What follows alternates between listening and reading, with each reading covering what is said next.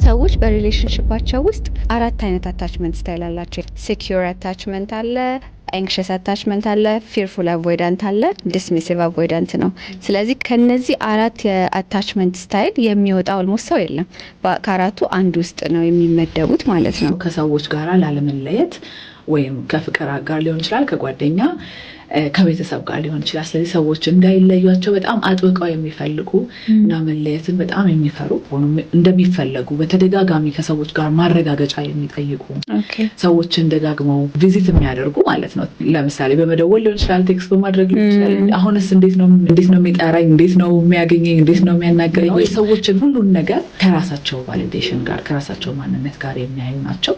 ያንን ላለማጣት ደግሞ በጣም ብዙ መስዋዕትነት የሚከፍሉ የራሳቸውን ፍላጎት ከሰዎች ፍላጎት ቀጥሎ የሚያደርጉ ማለት ነው። አንድ ሰው ደግሞ ለምን ብለው መጠየቅ ይጀምራሉ። እኔ ይሄን ሁሉ እያደረኩኝ ለምን ትንሽ ነገር እኮ ነው የጠየኩት፣ ለምን እንደዚህ አልተደረገልኝም፣ ቢያንስ እንኳን ስልክ ለምን አልተመለሰልኝም፣ ለራስ ማዘን በጣም ይጀምራሉ። ምክንያቱም ሰልፍ አባንድመንት ራሳቸውን ስለተዉ ማለት ነው። ሰው እንዳይተዋቸው ራሳቸውን እየተዉ ስለነበረ አለመፈለግ አለ፣ ጭንቀት ውስጥ ይገባል። እነዚህኞቹ ወደ ውስጥ ነገሩን የሚያብሰለስሉ ሰዎች ናቸው። ኤክስትሮቨርት የሆኑ ደግሞ ኤክስፕሎድ የሚያደርጉ ደግሞ አሉ። መናገር ይጀምራሉ፣ መናደድ፣ ስለዚህ መጣላት ይጀምራሉ። ለዛኛው ሰው በጣም አስደንጋጭ ሊሆን ይችላል።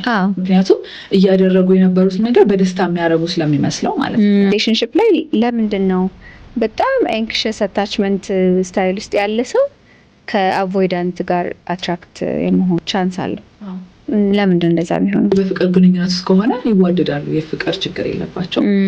ነገር ግን ሰብኮንሽስሊ እነሱም የማያውቁትና የማይረዱት ፍርሃት ስላላቸው ያንን ፍርሃታቸውን ትሪገር ሲደረግ ነው አቮይዳንቶቹም የሚርቁት እነዚህም የሚቀርቡት ማለት ነው። እያንዳንዱን ነገር ኦቨርቲንክ አድርጎ የሚጠይቅ ሊሆን ይችላል፣ ግጭት ፈጣሪ ሊሆን ይችላል። የሚርቅ ሰው ደግሞ ያ ግጭት ፈጣሪ በፈጠረ ቁጥር ያኛው እየበረረ እየራቀ በመካከላቸው በጣም ሰፊ ክፍተት እየተፈጠረ ነው የሚመጣው።